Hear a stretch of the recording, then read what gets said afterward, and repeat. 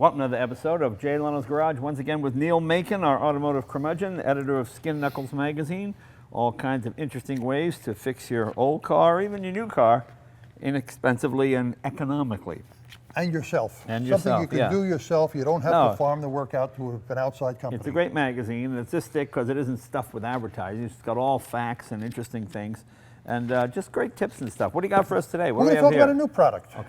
Okay. Let me take that back. We're going to talk about an old product Okay. that's new to the car market. Okay. This company has been making high temperature chemicals for years and years and years, but for industry. Mm-hmm.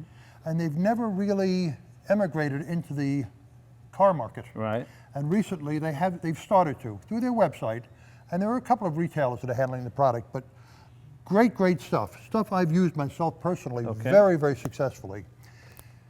Lab metal and high temperature lab metal. Okay. They're made by a company in Massachusetts, All right. not far from your old home. Oh, okay. Sure. And, Sure. just a couple of miles, as a matter of fact. But the advantage of this is that it's a one-part material. It's a Right. one-part putty. So no- you use it as a filler? Use it as a filler. Okay. It can be used to fill seams, if you have welding seams, if you have seams in the body of a car that you Okay. want to close. Just put it on, just fill it in. It's a very, I mean, it's, How about hot parts, exhaust manifolds, things like yes. that? Feel how heavy that is. Yeah, that is That's heavy. all metal. Yeah, yeah. It's all metal with a little bit of binder in there. So it's almost like liquid metal, isn't it? It's almost as if Basically- you melted down steel and you saw it molten. That's what it looks Well, like. it's aluminum. Yeah, or aluminum. But here it is applied. This is the lab metal, and this is the high temp lab metal. When it goes on, it looks gray. It'll sand down looking just like aluminum, Okay. and it can be painted, it can be powder coated. You can't do that with plastic body No. fillers. So in the old day, we would have called it Bondo, but it's not Bondo. It's not definitely not Bondo. Right, right. Bondo is a plastic. Right. If you send it in to have it powder coated, it's going to just crinkle Right. and melt. Oh, you can powder coat this? These are powder coated examples. Now, Wow. I didn't do the body work Right. that should have been done. I just put it in there. And Right. This is the regular stuff. This is the high temp. Wow. And this I did as an example. The one proviso with these materials is they must cure thoroughly. The solvent is very volatile, Mm-hmm. and if you don't cure it thoroughly, it will come out through the paint or through the Gotcha. powder coating or through the chrome plating or whatever. So you must let it cure. And what is the curing process exactly?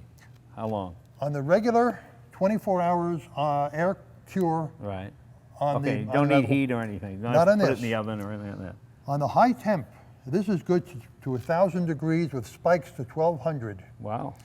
It has to be baked, So heat cured. You could use this on exhaust manifolds? I've used this on exhaust manifolds. I've used it on exhaust crossover pipes. It works beautifully. Okay, so if you have an exhaust manifold that's all sort of corroded and eaten away, you can fill it with You this. fill it with this. It's got to be thin layers, Right. no more than 1/4 of an inch thick, and you Right. can use multiple layers, but they've got to dry And then be you can cured. powder coat it on top of that. Yeah, powder coated right on top of that. Wow. Powder coating is done at about 450 degrees. Right.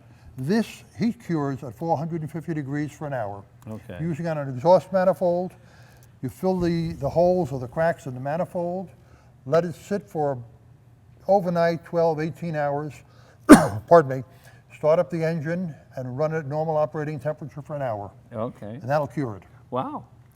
Great stuff. I'm very, very pleased with that. Yeah, yeah.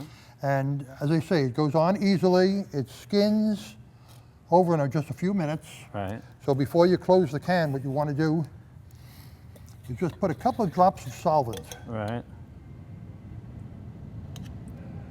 just on top, I see. just so there's a film, Right. and it will not skin over. Oh, gotcha. It sands down just like metal. And where are they in Massachusetts? Oh, Everett, Mass. Yeah. Bought my first motorcycle there at Did Everett you? Motorcycle Sales. Yeah, Well, as a yeah. matter of fact, the sales manager for this company, went to high school, I believe it was in Andover. Oh, is that right? And you visited his class several years ago and spoke to his class. Oh, well, there you Your go. past is coming back to haunt you. Well, there you go. Yeah, well, that's funny. That's funny. But go to alvinproducts.com, Okay.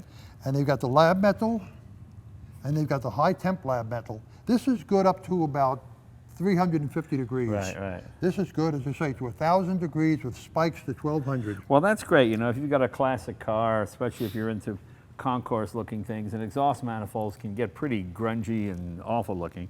So So you can finish them off nicely with this, and then you can powder coat it on top of that. That's pretty Either amazing. that, or you can paint it with a high temperature paint. This is the solvent. That's the solvent. Okay. You can use MEK, you can use acetone, you can use a variety of solvents or their own product. Well, there you go. That's probably my high school buddy calling right now. So, Neal, thank you very much. Great, thank you.